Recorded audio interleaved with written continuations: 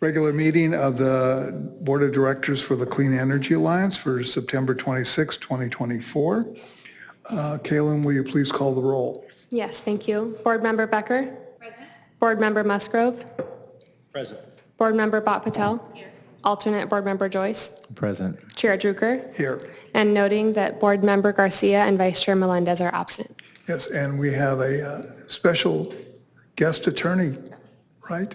Yes, I'm Jenna Burns. Great, Jenna, nice, thank you for showing up today. So, Christy, will you lead us in the pledge?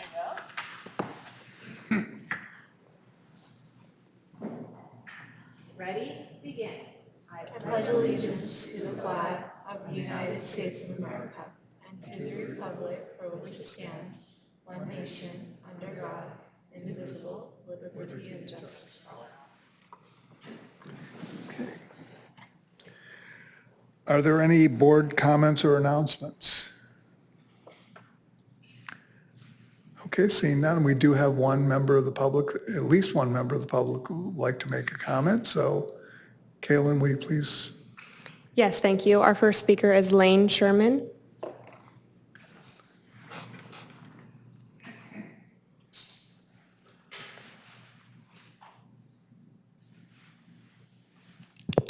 Thank you for allowing me to speak for 3 minutes. My name is Lane Sharman. I'm a resident of Solana Beach, and I just want to speak for a few minutes about San Diego Gas and Electric. I've been involved with San Diego Gas and Electric now for over 2 decades and a resident of San Diego for longer than that. And San Diego Gas and Electric is not working today. It is not working particularly for people who are of low income and cannot pay their bills. We had hundreds of thousands of people unable to pay their bills. And it would be different if San Diego Gas and Electric committed to reasonable rate increases, but they are now planning 5 years of rate increases of 10% per year. That does nothing to attract businesses in San Diego, and in fact, it drives out businesses in San Diego. So among the frustration that many San Diegans feel about San Diego Gas and Electric, many have asked for what is an alternative. And some people feel that we have to have a complete replacement through municipalization. And that may be too high a bar to achieve.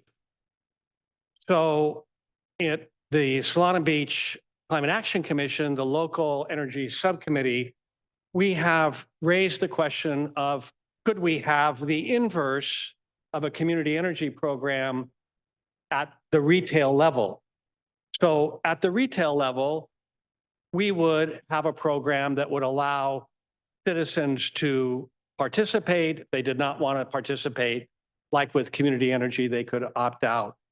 And I want to thank Manager CEO Greg for letting me speak with Barbara Boswell on this subject. And I hope to engage Clean Energy Alliance because it would be a relationship.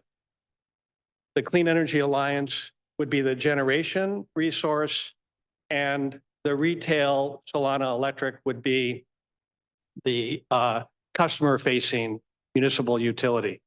So it is a concept that I have been investigating now for a year or so. I brought it forward before the Climate Action Commission, and we are studying it in our little subcommittee, and I hope to work with you all if it would be possible.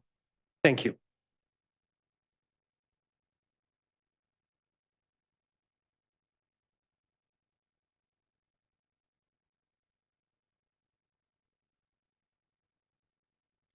Again, we have a proclamation in recognition of alternate board member and CAC former chair, Dwight Warden. Dwight has resigned from the Del Mar City Council effective Monday at 12 p.m. at midnight.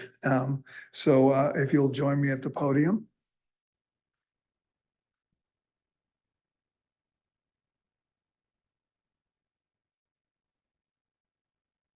You swear me in for another term?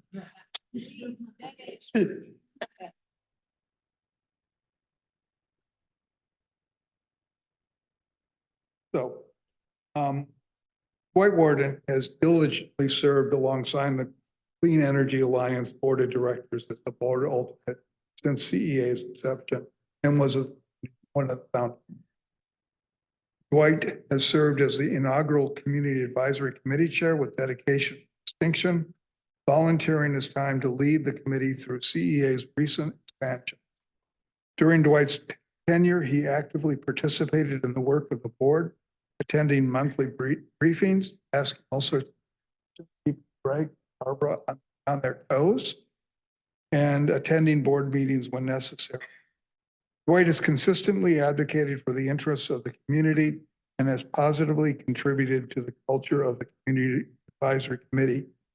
Dwight's commitment to and leadership in sustainability and clean energy priorities has made a difference in not only Del Mar, but all of CEA.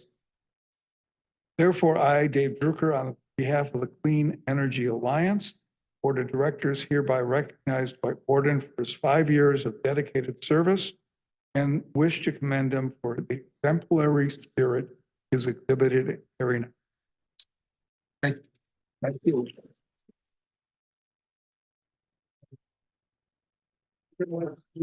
You have a few minutes. Clock on. Okay. It's been a privilege. I remember it seems like a day and a half ago that board member Becker and I and Greg, when he was city manager, were sitting around thinking, how can we set up something when there was just Solana Beach with their program? And when we got started with 3 cities and we thought, wow, can we potentially grow? And now look at us. It's been beyond my imagination and dreams. What a wonderful thing. And I'm totally committed to it. You know where to find me if you ever need me. And thank you very much for this resolution. I greatly appreciate it. Thank you.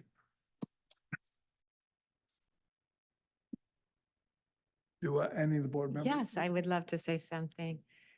Thank you so much, Dwight. You have meant so much to so many people in your community and all the boards that you sit on. I think everyone that I go to, you're either chair or you're on that committee and you dedicate so much time. And I never attended one of the CAC meetings, but I definitely heard so much about what a great leader you were. Barbara always raved about you and how enthusiastic you were. And you actually signed up for more than one term.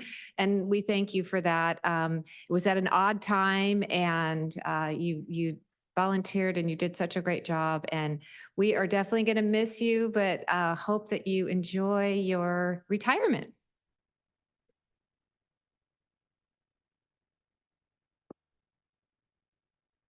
So Dwight, we never worked together, but I will tell you, your reputation preceded you. It was very nice to see that you were still actively engaged.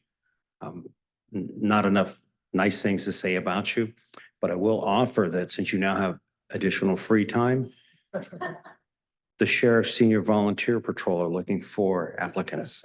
Thank you. Yeah, go ahead.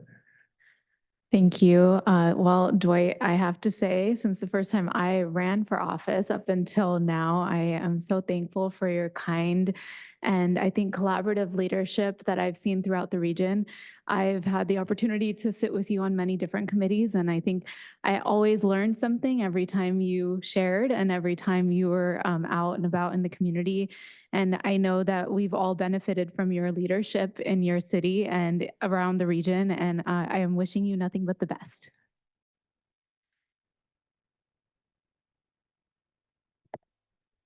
I just share that when we sit together in these meetings, and we've been in a couple different spaces together, I always appreciate how curious and interested you are in the work that we do. And I think that's a really good example of what leadership looks like in these spaces. So I appreciate that example that you set, and I wish you the best of luck in the next chapter. Kaylin, are there any members of the public that wish to comment on this? No, not at this time. Okay. Well, Dwight, we had a long goodbye on Monday night and really appreciate, you bringing this idea forward and getting it to work to fruition at this point. It was a struggle. It continues to be an interesting journey, but for me, I'm really glad that you've done this, and I really appreciate all the hard work that you did to get this off the ground. So thank you very much. So with that, we go on to the consent calendar. Kaylin, will you read the titles of the consent calendar? I will, yes, but I would like to go back. We do have approval of the minutes as well. Yes, I would move approval. Second. Please call the roll. Board Member Becker, Yes. Board Member Musgrove, Yes. Board Member Bot Patel, alternate Board Member Joyce, I'm going to abstain because I missed part of the meeting and haven't had a chance to review the video. Chair Drucker. Yes. Very good. Now we can go to the consent calendar, correct? So if you'll read the titles, please. Yes, thank you. Item 1, Clean Energy Alliance Treasurer's Report for June 2024. Item 2, Clean Energy Alliance Treasurer's Report for July 2024. Item 3, consideration of resolution number 2024-017, approving amendments to the Clean Energy Alliance Conflict of Interest Code. Any items that anybody would like to pull from the consent calendar? Are there any members of the public that are asking to speak on the consent calendar? We do not have any speakers on the consent calendar. Are there any items that anybody would like to add to the consent calendar?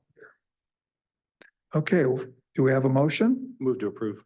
Second? Thank you very much. Kaylin? Board Member Becker? Yes. Board Member Musgrove? Aye.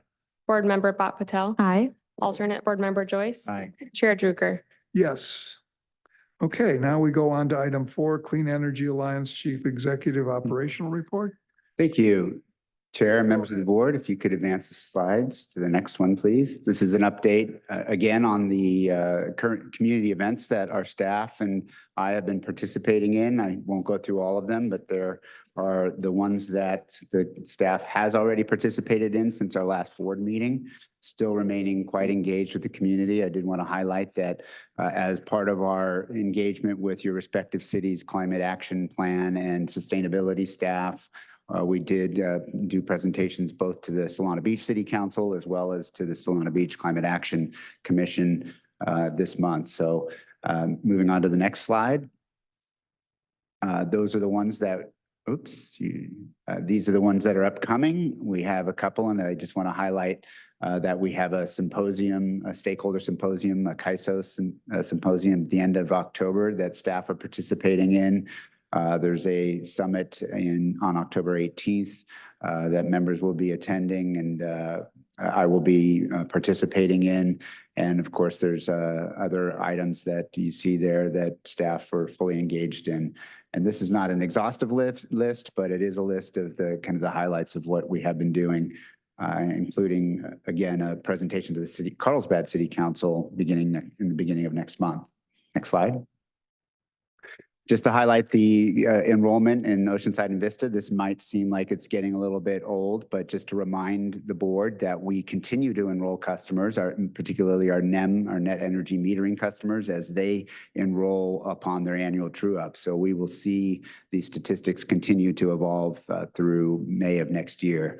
There you see the active participation rate of 95.5% roughly for the two newest agencies. And you can see there the opt-ups and opt-downs, 238 and 325 opt-ups respectively.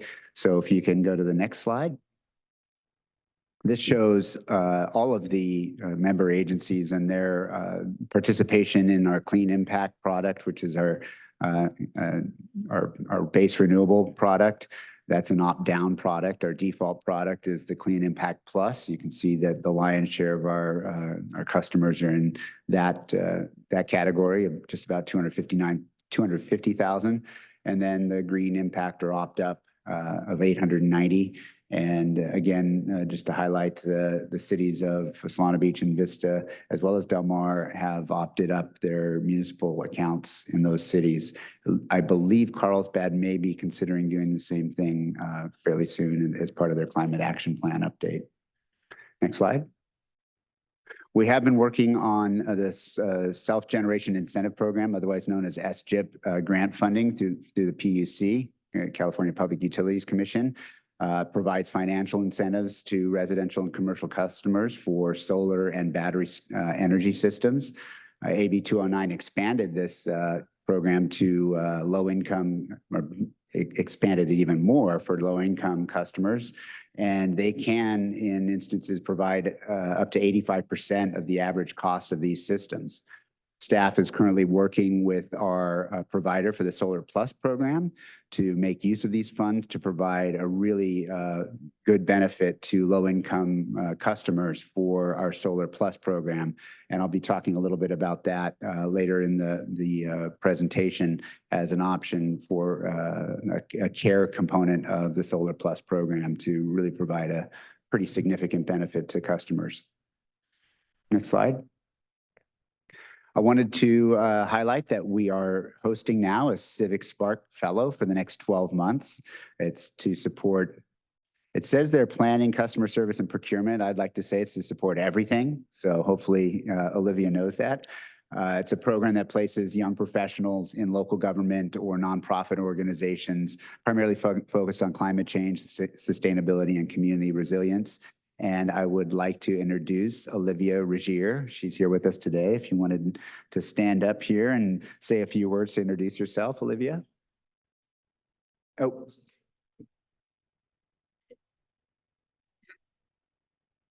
Hello, everyone. Hope you can hear me. As Greg mentioned, my name is Olivia Regier, and I'm the newest addition to the Clean Energy Alliance. Prior to serving this fellowship, I was serving at LA County's Department of Public Works. I was with their Strategic Planning and Sustainability Office, primarily working on the implementation of their Climate Action Plan for 2045, as well as completing a feasibility study on their Renewable Energy Master Plan for 2030 for all of Public Works facilities to be net zero energy by 2030. So I'm excited to join you all today. Thanks, Olivia. As you can see, she's well qualified and we're excited to have her on board. Next slide, please. So just a couple procurement updates. We did release an RFQ, request for qualifications, last June to seek qualified developers that would be available to develop local projects in the order of 1 to 20 megawatt solar and or battery projects near the CEA, in or near the CEA service territory. To date, we've received 5 such responses, so we are excited to work with those developers and see what might be accomplished in and around our local service area. We've also developed a process to intake product and project offers from just a number of developers in the community year-round. And so we're currently prioritizing projects as part of that process, looking primarily at local resource adequacy options, local projects, alternative technologies, and other commercial operation timelines. So that's kind of an update. And I believe, Dan, if I'm not mistaken, hot off the presses just today, we've posted requests for projects, or a request for proposals for projects to implement or in response to CAISO's enhanced the interconnection process enhancement process, and looking for projects, renewable energy and incremental capacity projects. So that RFQ has gone live today, and we're excited to see what that might bring forward. So that didn't make this list because we just got it posted today, and hopefully I'm not scooping down on that. Next slide, please. Just an update on our Solar Plus program. We have 21 contracts enrolled, as you can see on the slide there, and you can see the distribution of those projects throughout the service territories. We have 5 in San Marcos each, San Marcos and Oceanside, 4 in Escondido and Vista, 2 in Carlsbad, and 1 in Solana Beach.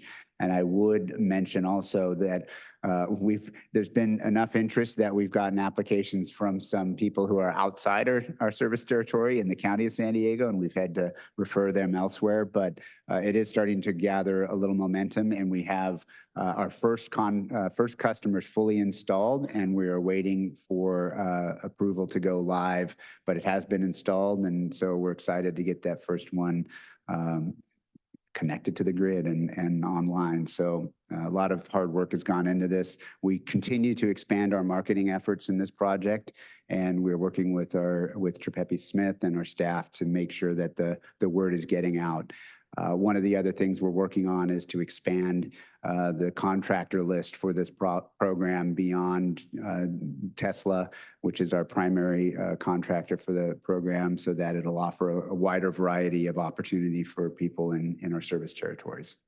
Greg, were you able to get a breakdown on the type of customers for our cities so we can report back at our council? Yeah, meetings? absolutely. Okay. Yeah. Don't need to know who, just if it's SFR, multifamily, commercial. Right. Thanks. I believe all of these so far, if I'm not mistaken, are single-family residences. Okay, Yeah. perfect. Thank you. Next slide.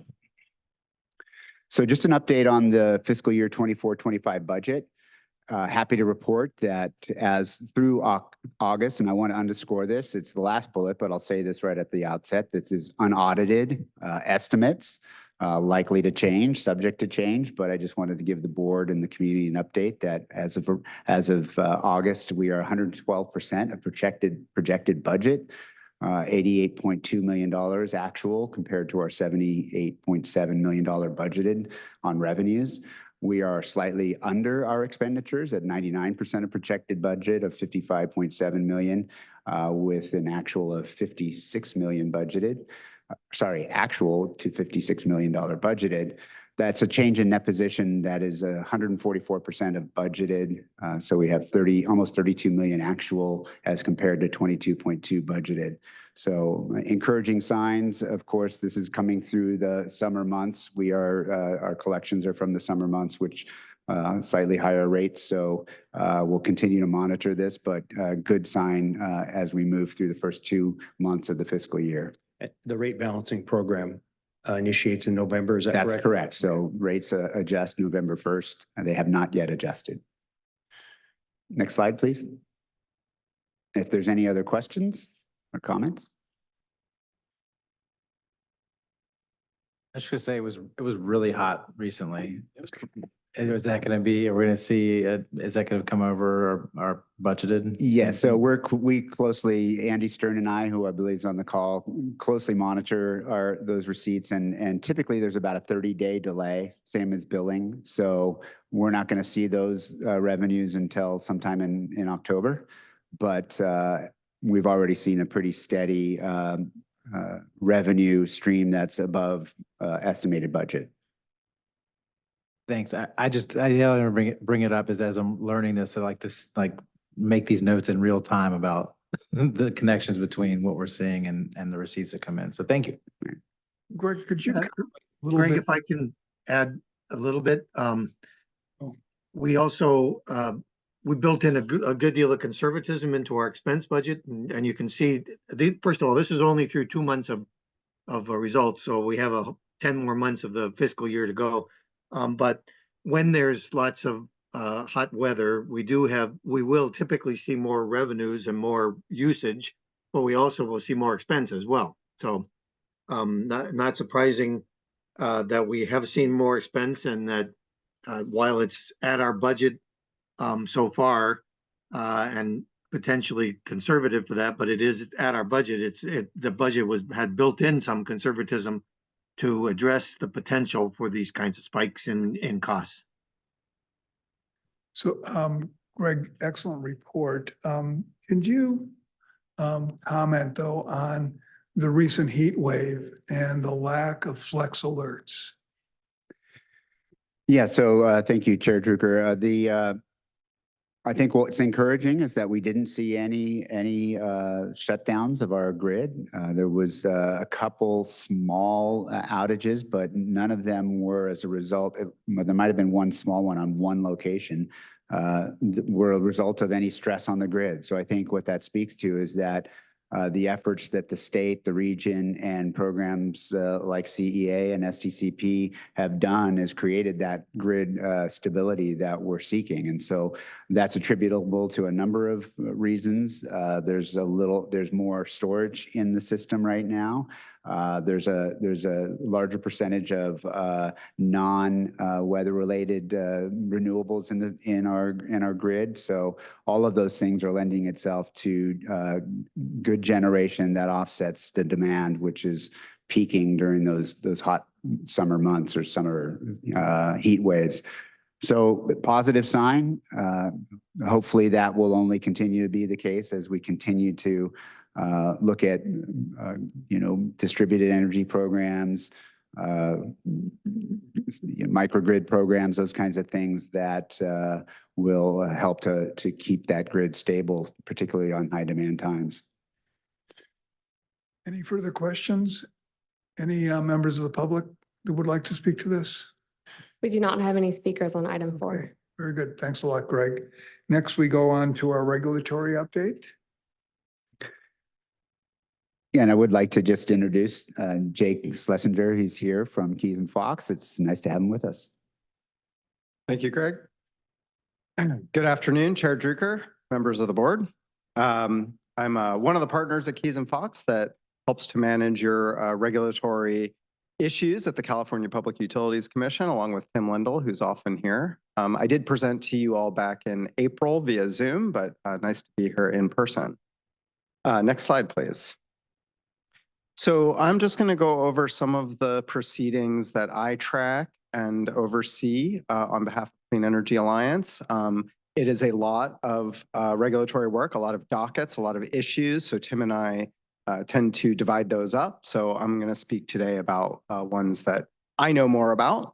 We'll talk a little bit about the current status of income graduated fixed charges, which I did cover with you back in April. I'll talk a little bit about the PCIA bill presentment issues that we're litigating against SDG&E and their current phase 2 rate case. I'll talk about SDREN, the San Diego Regional Energy Network. That just got approved by the PUC. And I'll talk about a recent victory that CalCCA brought in on proportional allocation of collections on past due bills. Next slide, please. So as I spoke to you about back in April, and as I'm sure you know, the CPUC approved income graduated fixed charges officially in May with 3 tiers of fixed charges. Each of the utilities was required to submit an implementation advice letter, which SDG&E did on August 13th. That advice letter has been protested by a number of parties, Cal Advocates, SEIA, Turn and NRDC, Coalition for Accessible Technology, and the California Environmental Justice Alliance all filed protests. I will say these are protests that are going to delay the implementation plans being approved. I don't expect that it's going to have a significant impact, however, on the implementation of income graduated fixed charges at the end of 2025, which is still what we're expecting. A lot of these protests basically asserted that SDG&E had failed to provide the details around their marketing, education, and outreach programs. Basically that they didn't have a good enough plan to educate their customers and inform their customers that this was coming. And so in response, the PUC has suspended the advice letters for 120 days while they investigate these concerns. One of the specific concerns that was raised was a lack of customer-specific bill impacts, that SDG&E essentially didn't have a plan to show each customer how their bill was going to change. Next slide, please. In response, SDG&E noted that that would be really difficult, and they're probably right about that. And instead, they provided these illustrative monthly bill impacts. And I thought this chart would be helpful for a couple of reasons. One, I think it shows, who this policy is intended to target.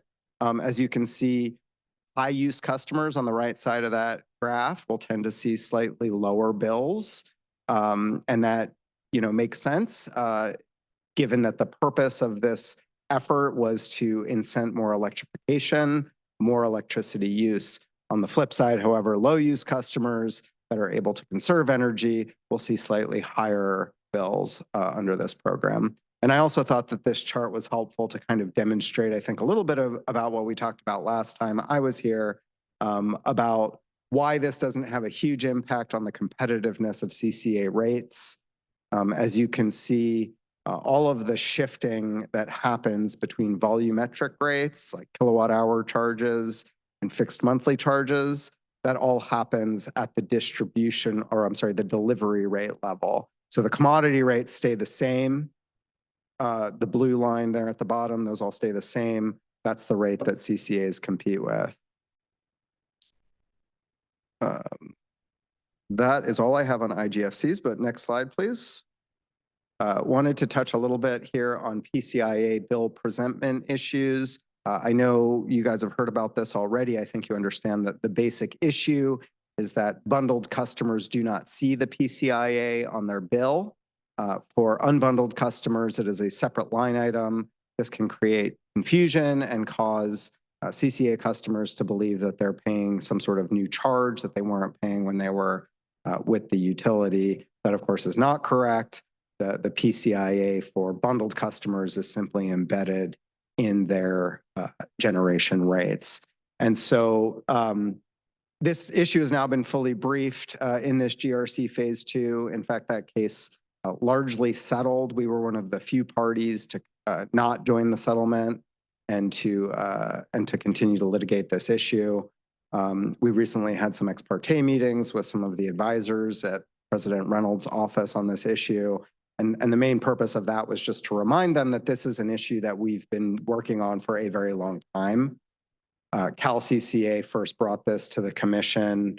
Well, first that I'm aware of, brought this to the commission in 2016 during the PCIA rulemaking. They made some headway as a result of that effort in 2021. The commission did approve some minor revisions to the bills, but noted that additional changes to the actual time of use rates for the utilities would be needed in order to fully effectuate a true comparison between CCA and bundled bills. And so they directed the utilities or they directed parties, I should say, to address this within each utility's GRC phase 2 proceeding, which is where we're at now. PG&E did have a GRC phase 2 shortly after that 2021 commission direction. PG&E made the changes to its tariffs that are necessary to effectuate this comparison, but SDG&E is continuing to oppose this, and we're just waiting for a commission decision on that. Next slide, please. Yeah, just wanted to touch briefly on the approval of San Diego Regional Energy Network. I understand from having lunch just now with some of the SDCP folks that all of you helped to support that and provided some letters of support. So they wanted me to pass on their appreciation for that. So this was approved by the PUC on August 7th, 2024, with a budget of over $124 million through 2027. And I just wanted to highlight this as one of a number of ways that CCAs are able to access public purpose funding to fund energy efficiency and electrification programs. There are a number of ways that CCAs can do that. RENs are one of them. RENs are limited to serving certain hard to reach customers, low income customers, customers in disadvantaged communities, or to limiting their program offerings to the types of programs that utilities are not already offering.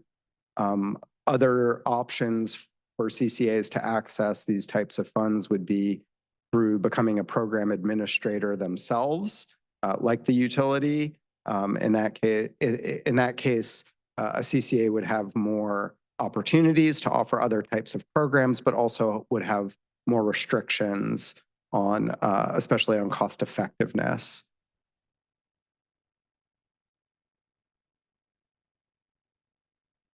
Next slide. Finally, I just wanted to touch on a recent decision from the commission to extend the proportional allocation method. And the proportional allocation method simply requires that the IOUs allocate payments received on past due bills proportionally between CCAs or any non-utility load serving entity and the IOU itself. And you might think that that sounds kind of obvious, that why wouldn't they? I mean, customers are paying a portion of their bill to the CCA, portion of their bill to the IOU. Why wouldn't they remit the past due funding on a proportional level? But it is actually a relatively new thing. Prior to the COVID-19 pandemic, utilities used what they called the waterfall method, which basically meant that they allowed themselves to prioritize partial payments first to the IOUs and then second to other load. And then, but during this COVID-19 rulemaking that the PUC issued, they moved to the proportional allocation method on a temporary basis. That was set to expire in September of 2024. And so this came back up to the PUC recently. We had parties on both sides with Cal CCA, Southern California Edison, and UCAN arguing in favor of the proportional allocation method, with Cal Advocates, PG&E, and SDG&E arguing to go back to the waterfall method. Cal Advocates, also known as Public Advocates Office. Thank you. They change their name often, but it is the department within the Public Utilities Commission that advocates on behalf of consumers. So, you know, basically the arguments here came down to risk shifting, where Cal CCA argued that CCAs should not bear the disproportionate risk of unpaid arrearages. SDG&E's argument was that if a CCA didn't want to bear that risk, they could at any time choose to return a customer to bundled service, and they could avoid that risk. They also argued that if the commission is concerned about CCA's financial viability, that the commission should consider allowing CCAs and IOUs to individually negotiate their billing arrangements. So I'm not 100% clear on what that means, but I think we can all probably guess. Ultimately, however, the CPUC decided that shifting risk to CCAs is not in the interest of customers as a whole, because customers as a whole benefit from financially stable CCAs. And so they ruled to uphold their reasoning from their earlier COVID-19 ruling and found that IOUs should continue to use the proportional allocation method unless and until the commission rules otherwise. Those are the updates that I have for you today. Next slide. If folks have any questions, there's my contact info, or I'm happy to take any questions now. Questions for Jake? One small one back on the PCIA. I just couldn't figure out, why does SDG&E not want to show what that cost is to the bundled customers? Or is it just more work for them? There's nothing nefarious going on, do you think? Or just... I hesitate to speculate. I mean, I'll say that we've argued that it is a competitive issue, right? And that we think that, you know, it's important for customers to understand that they're paying the same rates either way. I'm sure that there are difficulties involved with doing it as well. Yeah, okay. Just was curious what their argument was, but very good. Thank you for protecting us, and a lot of good work. Thank you. Other questions for Jake? Any members of the public who want to speak to this item? We do not have any speakers for this item. Okay. Well, Jake, again, thank you for coming and doing this in person, and continue the great work. Thank you. Next, we go on to consideration of amendments to the Community Advisory Committee policy. So Greg, you're up. Thank you, Chair and members of the board. Next slide. So this is the recommended action for the board, and this is to adopt resolution 2024-018, and that would amend the Community Advisory Committee policy. Next slide. Essentially, these amendments come in two categories. One, we term sort of alignment with our existing policies. In March, at the March board meeting, this board of directors approved changes to their chair vice chair policy, and at that time that also amended or directed the chair to be selected but from a board member alternate as the chair of the Community Advisory Committee. The Community Advisory Committee policy, however, has not yet been amended to comply or align with that change. Right now, the policy, the CAC policy provides for 2 3-year terms and actually has a term limit of those 2 terms so that members of the committee are termed out essentially after 2 terms.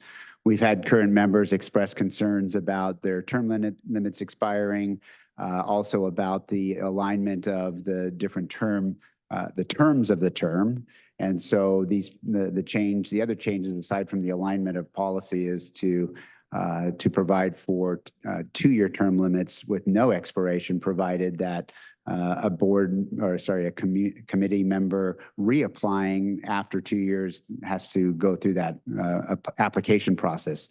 The intent here is to give more members of the community opportunity to participate on the committee and also not to preclude an existing member from not continuing to serve should they wish to after the expiration of those 2 terms. Another cleanup or alignment policy issue is to modify the time or the number of times per year that the committee meets. The current policy identifies a quarterly meeting schedule, whereas in actuality, the committee's been meeting bi-monthly, and so that would be put into the policy as well. Next slide. This slide outlines those amendments, again, that the policy adopted by the board for the board the committee chair to be a board alternate would be put into the policy. The terms would be changed to 2-year terms with no term limit, no expiration. And also the schedule of the meetings would be amended. And so those are the amendments that we're seeking, and we're looking for approval of this resolution. Are there questions for Greg? Yeah, thank you for those cleanups. I think those sound good to me. I just was curious. I thought we had talked about last time that we would include a board member that could possibly be the CAC chair, since I think we might be having trouble with our alternates schedules. They're working and they aren't able to be the chair of that. So I think that's worth our discussing too, whether or not we would like to have if you're just a regular board member, be the chair of the CAC. And it looks like Eric is raising his hand to be it. So I'll go 180 from that, Greg. Oh. And maybe Dwight can chime in. Has the CAC suggested that maybe they select their own chair? That was in the original CAC policy. I can't speak to, and maybe Barb, who I believe might be on the call, could speak to the history on that, whether they've expressed a desire to. I haven't heard them express that desire. They've seemed to operate quite well with Dwight Warden as the chair. And I haven't personally had that information imparted to me. I suspect it might be because it was Dwight.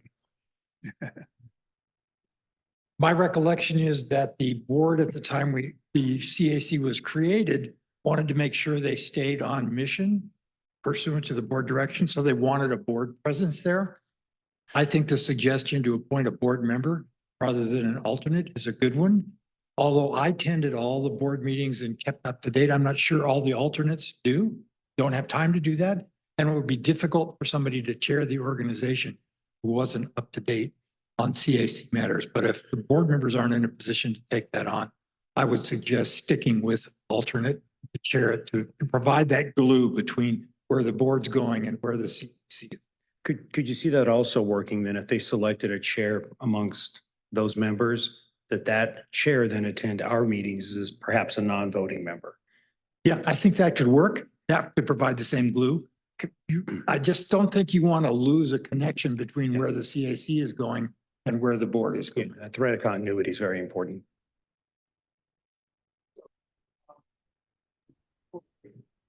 Chair, if I can, One thing I did want to mention, sorry, Barb, I'll let you speak in a second. I did want to clarify that one of the reasons the board also elected to have a board alternate serve as the chair is there with 2 members from each city, that's 14 members, having a chair there, then you have the potential for, you don't have the odd number of participants. So the chair coming from the board alternate would make a 15-member committee.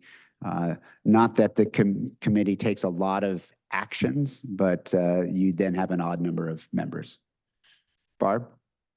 That was actually the point I was going to make as well. But I do recall that there was a discussion about whether or not a board member could also then be the chair of the Community Advisory Committee.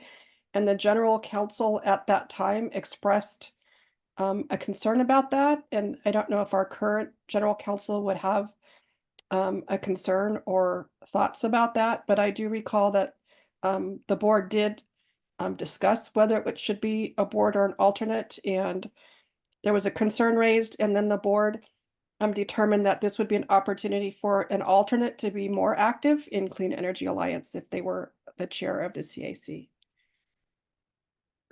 So just another reminder that should the board request us to, or at this meeting, say that a board member or an alternate could be selected as the chair of the CAC, that would necessitate a revision to Board Policy 20 to go back and make that align. So what we might want to do is if the majority of the board present wants to make it an either or board member, board policy, or board alternate, we could come back at the next meeting, having conferred with council and to see if there's any concerns with a board member rather than an alternate being the chair. So, Kaylin, are there any members of the public who want to speak to this matter? We do not have any speakers on this item. Right. So, Eric, do you have any comment on this? I would actually, I think the alternate or the self-selected CAC member that would attend regularly. I like the idea of having one of the Community Advisory Committee members at our meetings to weigh in when the CAC has had conversation about something specifically. So I would support either of those ideas. Which is that I'd prefer that they choose for themselves. okay. I mean, barring a strong opinion from my colleagues. Priya, any thoughts? I'm okay either way. My concern is that a lot of the council members have collateral duties and some have day jobs. They're not fortunate like us to be retired and can give up that time. So we might have a shortage of alternates that really should be coming to both meetings. And so when I'm not able to make it, I brief up my alternate, make sure he's in on the Zoom on the briefing. But he has a day job out in Poway. So I'm not sure how every other city is situated, but we could have difficulties finding an alternate board member to give up time for both meetings. And they really should.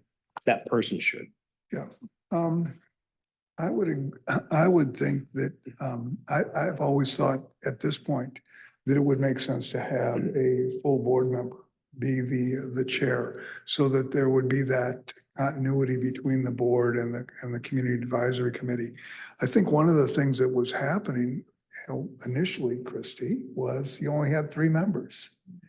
And it was like, how are we going to divide up the work? We had a chair, a vice chair, and, another person. And you move to look to the alternates in some ways to say, hey, we need to have some help here. So therefore we'll get the alternate on board. I would, I think it's best to have a board member be the chair. The reason for that is that way there is that continuity in terms of the board. In terms of whether the board member or alternate is working, some of us also work as board members. And, so I don't think it makes any difference in terms of working, but I think in terms of us having some continuity, getting the board more engaged is the other thing.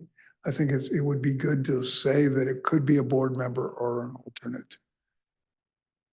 My only concern with that is the CAC are ostensibly acting as the eyes, ears, and voice of the community, and then having their committee chaired by a board member could have a subliminal message of we'll keep you on track with the way we're going, as opposed to feeling free to speak out that we think this is a great program or we think that program won't sell well in these communities for that reason.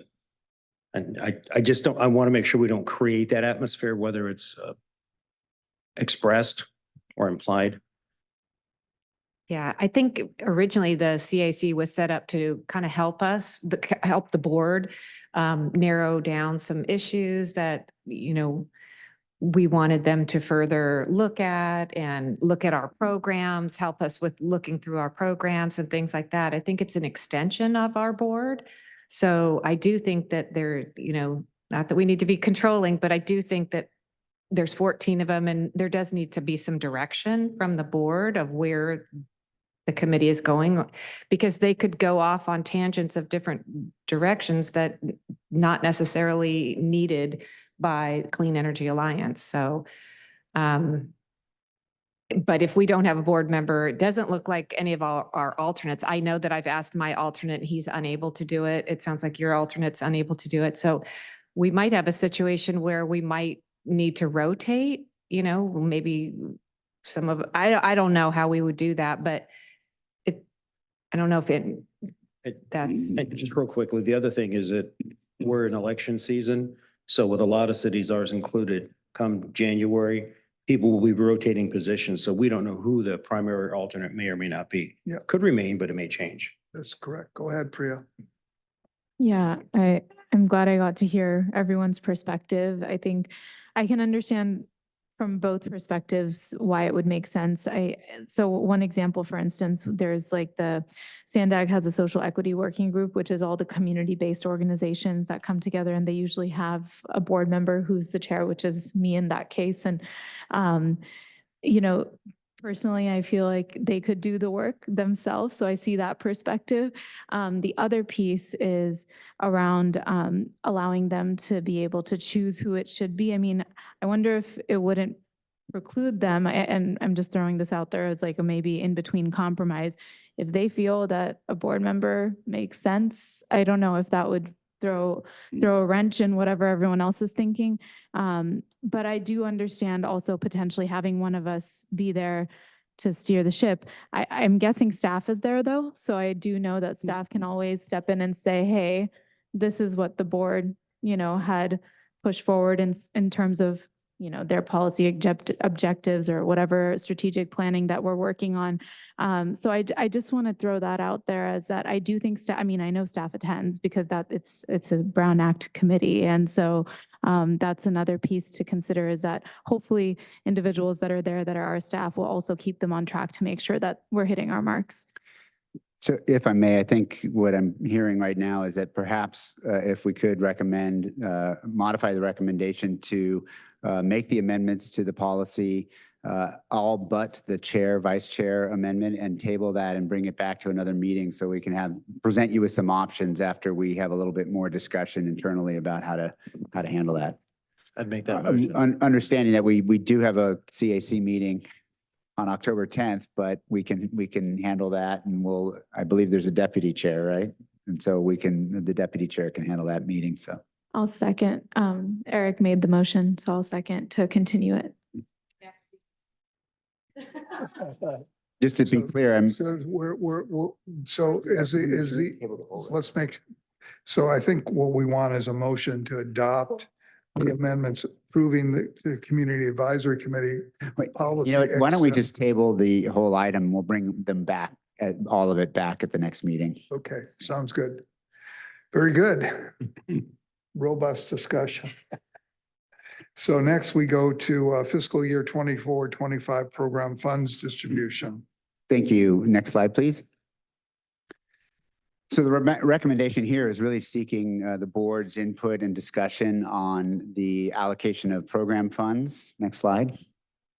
By way of background, the board has approved in the fiscal year 24-25 budget $600,000 for programs in our service territory.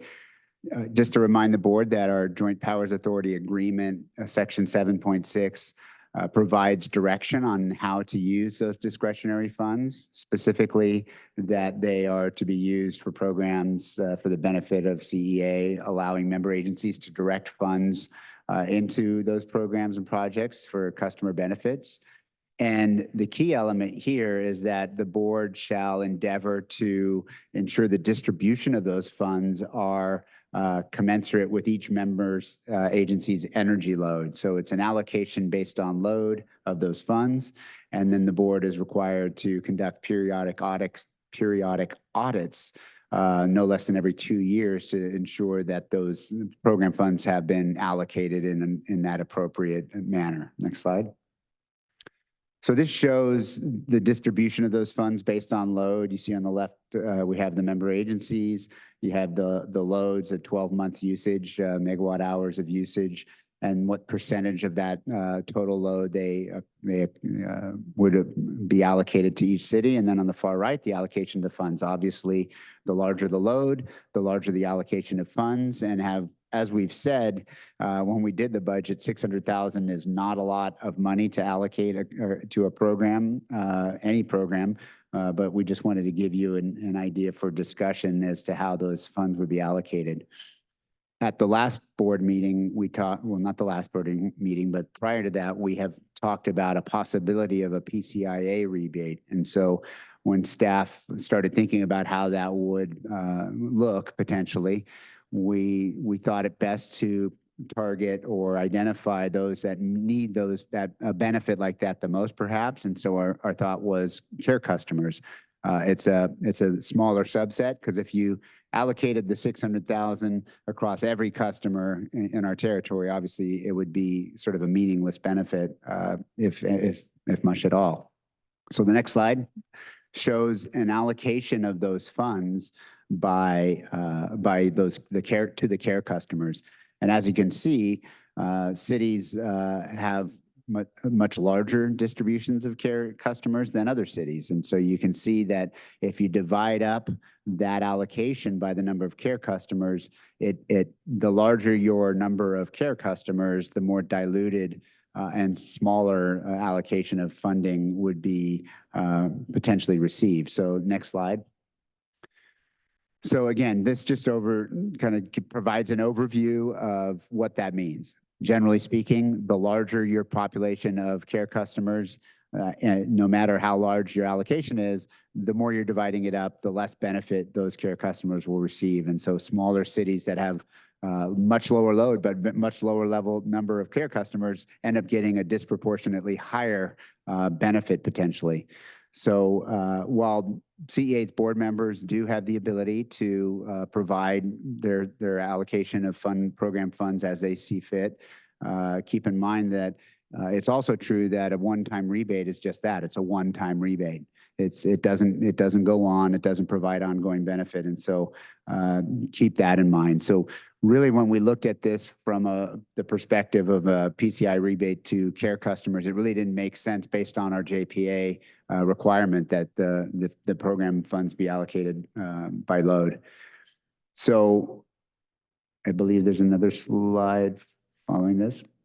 So another option, and I mentioned this in the CEO report, is that the option is to utilize this funding potentially for enhancing our Solar Plus program.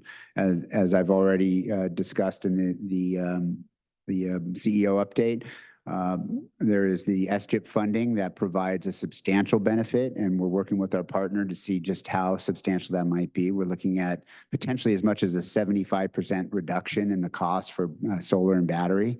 So that is not insubstantial, and that would provide a continuing ongoing benefit for these customers that would be on the Care FARA program. So we're looking at that. We do plan to come back to the board in October with a program around the SCHIP funding and our Solar Plus program to present to the board and see what you think. The other thing to keep in mind, however, is that if we target these funds, and board member Musgrove asked about the Solar Plus customers actively, are single family homeowners. And so that would obviously, if we're looking at care customers, your first priority, or the first priority of target group, so to speak, would be care customers that live and own a single family home.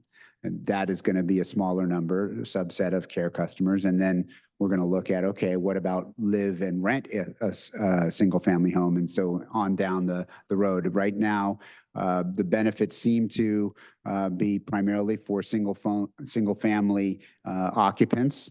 primarily for single-family homeowners, but those are the things we're working through with our partner to see how much distribution we might be able to get into our communities and what the absorption might be for this program. So all of this is to say that doesn't make a lot of sense to do an allocation of these small amount of program funds as a one-time rebate.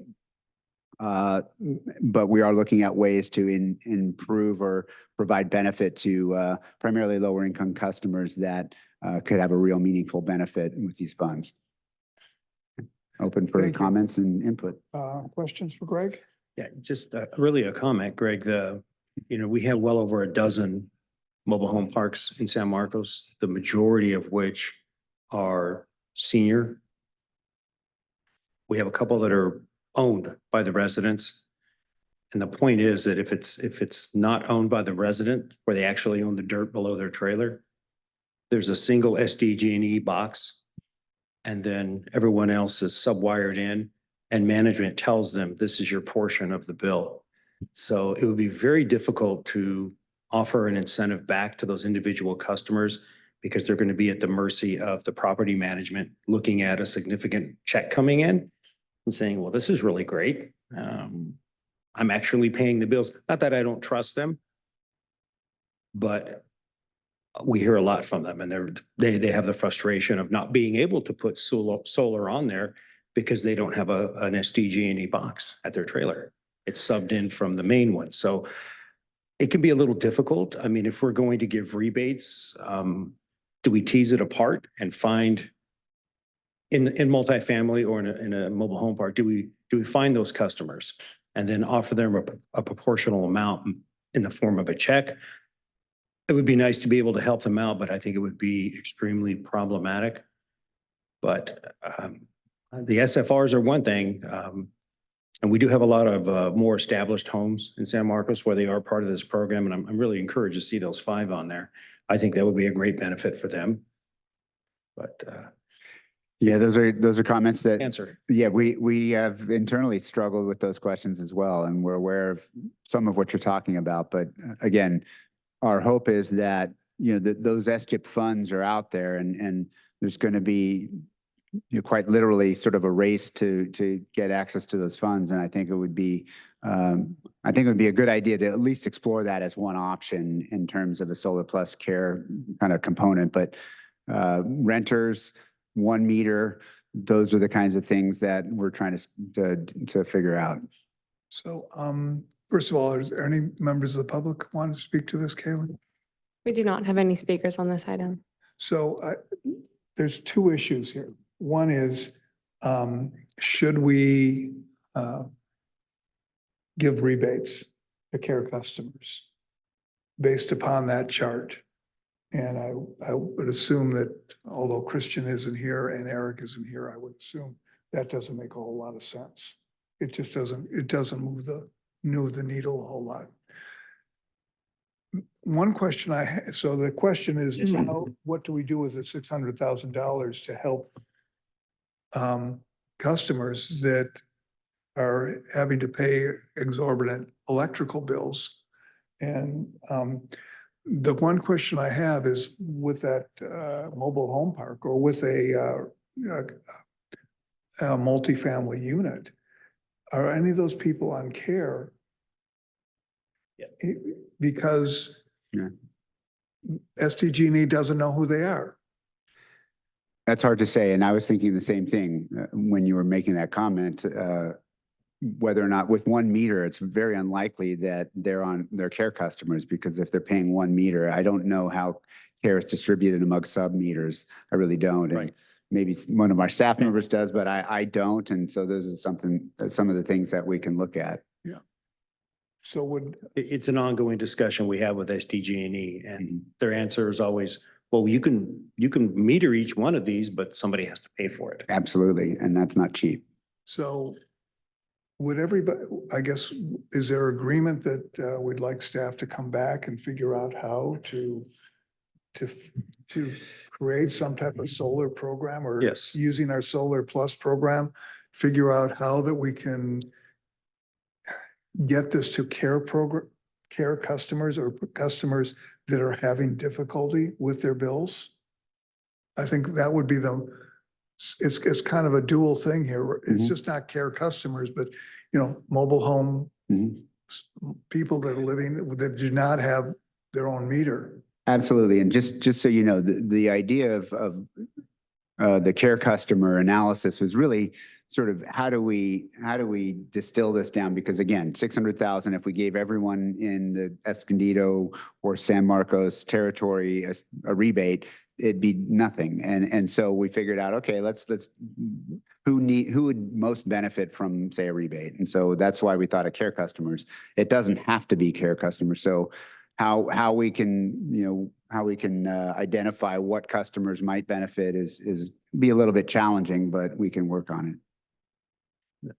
Now, I think all of our cities have some areas where we have affordable homes.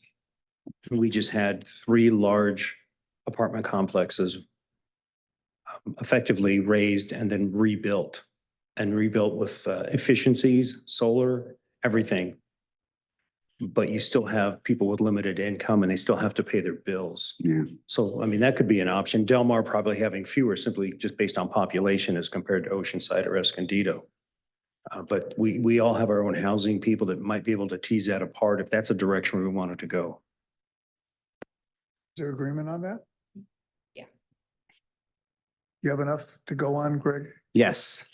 Thank So you. you're going to come back and solve world peace? Also, Well, are you gonna- you are raising issues that we, again, have considered, and it is difficult, and it is difficult to identify care customers and what type of residence they live in. I think it might be worth engaging each of the housing representatives from the cities and let them do their work. Yeah. Say, we have these funds. Give us a good example of who would be appropriate recipients, given your proportional amount.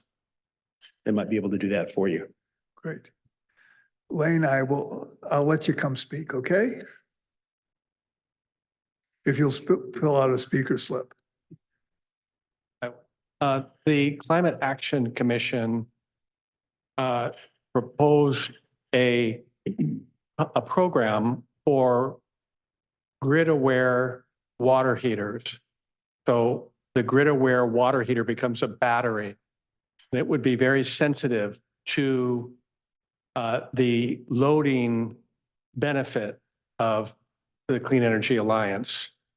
And the developer is a new company up in the Bay Area. And I just wanted to make it everyone aware that it could fit in a lot of different categories to increase electrification, increase the benefit. And we did talk about it at the program to Caitlin and to your group. And I hope that you have a chance to learn more about it. Thank you, Lane. Yeah, thank you. I mean, I think that's a great idea too. With these smaller funds, maybe we start smaller and don't do such a large scale project. I mean, I think it's a great idea, all this exploring, but that does remind me, I mean, maybe we subsidize electric dryers and washers and things like that, that could really help, homeowners with their bills, something to upgrade their utilities or, yeah, I mean, their, what'd you call it there? So I guess I was just thinking of that as a smaller program to start with. Yeah, and just to be clear, the Solar Plus program that we would benefit from SGIP can be a standalone program. It doesn't require us to contribute any of our funds to that. We're looking at that possibility, but we still plan to bring that forward even without additional subsidy. So we can look at other uses of the 600,000. Very good. Any further comments? Okay, so any board member requests for future agenda items? Very good. With that, our next meeting is October 31st. Everybody's going to dress up, I assume. We're scary enough as it is, right? A politician's knocking on your door, so. Okay, so with that, we're adjourned.